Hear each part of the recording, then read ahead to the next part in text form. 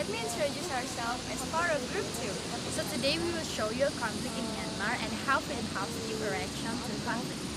And of course, we all already know and familiar with this tragedy experienced by the Rohingyas. But there are a lot of conflicts and problems occurred related to the Rohingyas besides asylum case. For example, there are insecurity for activists in Myanmar and political interference related to Rohingya case. Do you want to know more about this? Let's check it out! Do you want to know more about this? Let's check it out! Before we talk about the region conflict of Myanmar, let's start from a history of Rohingya conflict. Some 420,000 Rohingya Muslims, a religious and ethnic minority community in Myanmar, have fled to neighboring Bangladesh since August 2017. The United Nations has called the Rohingya the world's most persecuted minority group and described the atrocities by Myanmar's authorities as ethnic cleansing, whereby one group removes another ethnic or religious community through violence. But the persecution of the Rohingya is not new. On the Rohingya Muslim experience in Myanmar shows that this pattern of persecution goes back to 1948, the year when the country achieved independence from the British colonizers. The British ruled Myanmar for over a century, beginning with a series of wars in 1824. Colonial policies encouraged migrant labor in order to increase rice cultivation and profits. Many Rohingya entered Myanmar as part of these policies in the 17th century. According to census records between 1871 and 1811, the Muslim population tripled. The British also promised the Rohingya separate land, a Muslim national area, in exchange for support. During the Second World War, for example, the Rohingya sided with the British while Myanmar's nationalists supported the Japanese. Following the war, the British rewarded the Rohingya with prestigious government posts. However, they were not given an autonomous state. In 1948, when Myanmar achieved independence from the British, violent conflicts broke out among various segments of its more than 100 ethnic and racial groups. After independence, the Rohingya asked for the promised autonomous state, but officials rejected the request. Calling them foreigners, they also denied them citizenship. These animosities continued to grow. Many in Myanmar saw the Rohingya as having benefited from colonial rule. A nationalist movement and Buddhist religious revival further contributed to the growing hatred. In 1950, some Rohingya staged a rebellion against the policies of the Myanmar government. They demanded citizenship. They also asked for the state that had been promised them. Ultimately, the army crushed the resistance movement. Much like today's terrorists, the rebels at the time were called mujahid or engaged in struggle or jihad. It is important to point out that the international community has never agreed on how to define terrorism. The legal definition could vary by country as politics dictates its contours. As scholar Ben Saul says, officials can use the meaning as a weapon against even valid political rivals. The lack of consensus, as Saul argues, reflects disagreement about what violence is legitimate, when and by whom. Today, the Rohingya are the single largest stateless community in the world. Their statelessness or lack of citizenship increases their vulnerability because they are not entitled to any legal protection from the government. Without citizenship, they are deprived of basic rights such as access to health services, education, and employment. The illiteracy rate among the Rohingya, for example, is staggering 80%. Despite Myanmar's recent democratic transition, the persecution persists. The current humanitarian catastrophe ostensibly began with an assault on police posts by the Arakan Rohingya Salvation Army, a new insurgency group. Rohingya refugees in Bangladesh told Human Rights Watch that Myanmar government forces had carried out armed attacks and burned down their homes. In addition, they beheaded men, raped women, and murdered children. Tens of thousands of Rohingya have become internally displaced. Even prior to this crisis, 1,200,000 displaced Rohingya had been living in internment camps. Amnesty International said there were indications that authorities in Myanmar have also placed illegal landmines at locations commonly used by refugees. Among those killed were 2 children. What is more, international humanitarian aid has been blocked, preventing necessities like food, water, and medicine from reaching 250,000 people. The Myanmar army, meanwhile, denies any wrongdoing. Despite the global outcry, they claim to be conducting counter-terrorism operations. Due to the severity of human rights crisis, however, the British government decided to stop its defense engagement and training of the military in Myanmar. None of this criticism, however, has made Aung San Suu Kyi, Myanmar de facto leader and Nobel laureate, acknowledge the plight of the Rohingya. Amid international criticism, she recently cancelled her visit to this week's UN General Assembly in New York.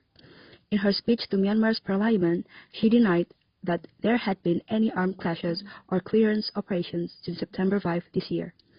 Tragically, her actions signal there will be no end to the persecution of Rohingya anytime soon. Now, we're going to move to the main conflict of crisis in Myanmar. As you know, Rohingya is not also affected to the extremists, but also in democracy and politics. So what are they? The tragedy experienced by the Rohingya is certainly attract a lot of sympathy from many quarters around the world, as well as no exception to some of the people in Myanmar. Rohingya itself is not only a problem that regarding refugees, but within Myanmar, problems concerning the case of Rohingya crisis also occur. For the example is the case of experience by two journalists.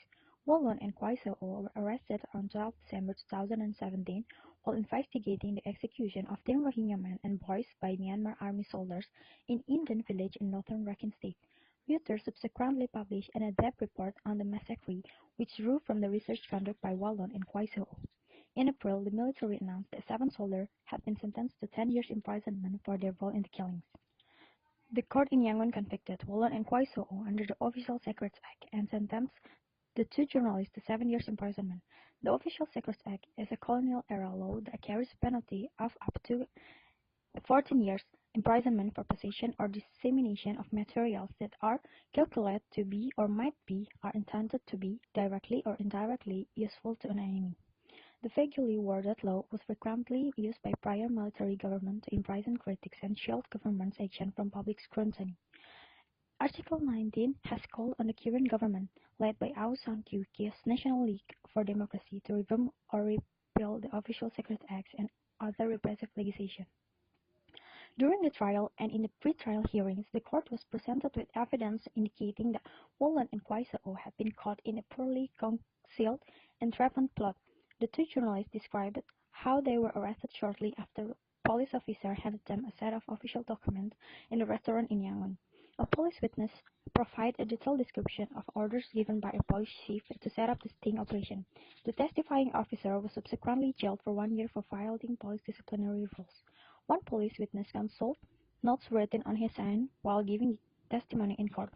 Another admitted burning notes relating to the arrest of the two men, and the third stated that he was not aware of proper procedures for recording arrests. The criminal proceedings against Wolon and Kwai So were part of broader efforts by the Myanmar government to observe the reporting on human rights violations in Rakhine State. In response to attack on border posts and police stations by Rohingya militants in August 2017, state security forces carried out a ruthless campaign of violence targeting the Rohingya population in northern Rakhine State.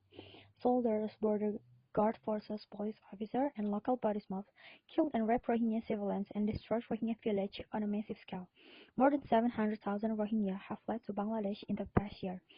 On 27 August 2008, the UN Independent International Fact-Finding Mission on Myanmar issued a report describing widespread and systematic human rights violations against the Rohingya and calling for 10-year generals to be prosecuted for genocide, crimes against humanity, and war crimes by the International Criminal Court or another competent tribunal. Despite the overwhelming evidence of crimes, largely in the form of satellite imagery and testimony collected from Rohingya refugees in Bangladesh, the Myanmar government has persisted in dismissing reports of human rights violations in Rakhine State. Authorities have denied reporters, diplomats, and human rights monitors access to Rakhine State, except as part of highly choreographed visits chaperoned by government officials. Moreover, the government has blocked access to the country by the UN Special Rapporteur on the situation of human rights in Myanmar, and a UN fact-finding mission tasked with investigating human rights violations by the Myanmar military. And now we all already know about the conflict and how Rohingya conflict can be effect to the crisis to the political and democracy in Myanmar. And now I will show you about contribution of Freedom House to react to conflict. Cases that occurred on the two journalists show that there is a violation of democracy in providing opinions related to politics in Myanmar. In addition, with the action taken in responding to the second Myanmar journalist shows that there is insecurity for journalists and activists in exposing the truth. Reason that make the government of Myanmar to do the action is considered as a form of hide the atrocities committed by the state against one of the races. To respond to this case, the Freedom House, as a non-governmental international organization that fights for political freedom and security, provide a response in the form of criticism and censure to the government of Myanmar.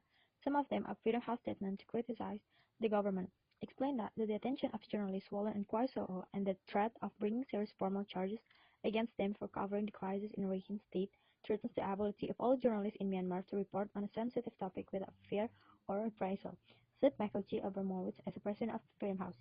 Press freedom is a cornerstone of democracy, and the government's growing crackdown on media is undermining the country's democratic transition.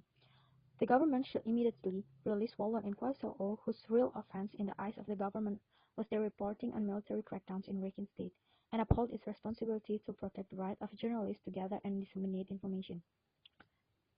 As conclusion, Michael G. Abramowitz said that by imprisoning reporters for doing their job, the government of Myanmar is taking the dead end path of trying to suppress fact and avoid accountability for its own action, criminalizing fact-based journalists as the tactic of authoritarian leaders throughout the world and highlights the importance of a free, vibrant press and a citizenry able both to know and freely discuss the news.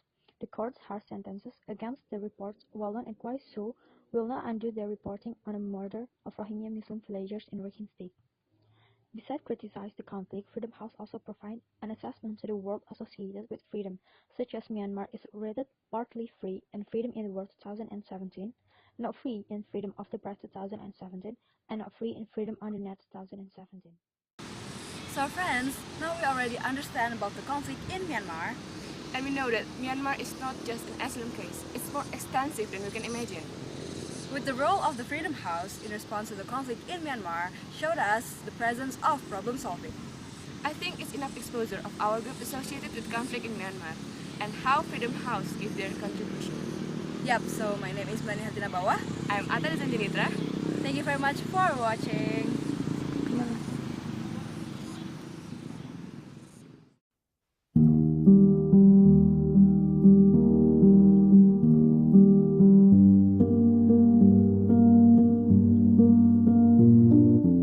Some ancient call